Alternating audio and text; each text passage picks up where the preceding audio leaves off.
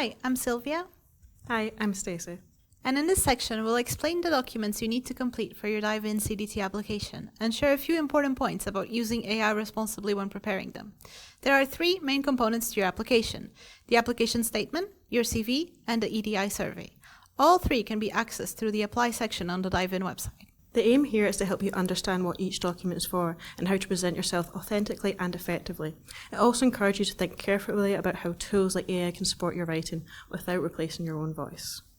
In your application statement, you'll find a series of questions to answer. We've included short videos like this one to help you understand what each question is asking and how you might approach your answers. For your CV, remember to include your application number. You'll receive this once you create your application in the University of Glasgow admissions portal.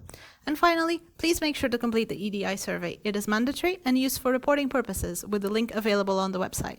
When approaching this section, I began by clarifying each document's purpose. The EDI survey gauges diversity and inclusion, the CV showcases your experiences, and the statement links to your motivation about the programme's values.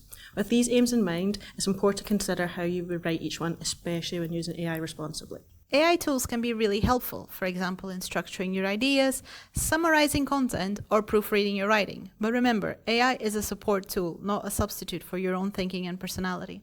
Yeah, that's right. AI can help with clarity and structure, but avoid generic and overly polished responses that sound impersonal.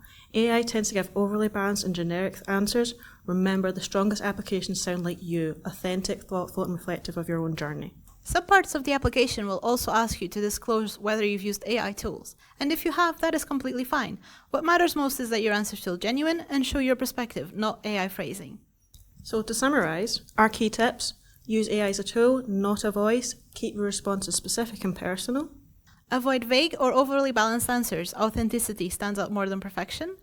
And make sure all three documents, your application statement, CV, and EDI survey, come together to present a clear, consistent picture of who you are as a researcher and collaborator.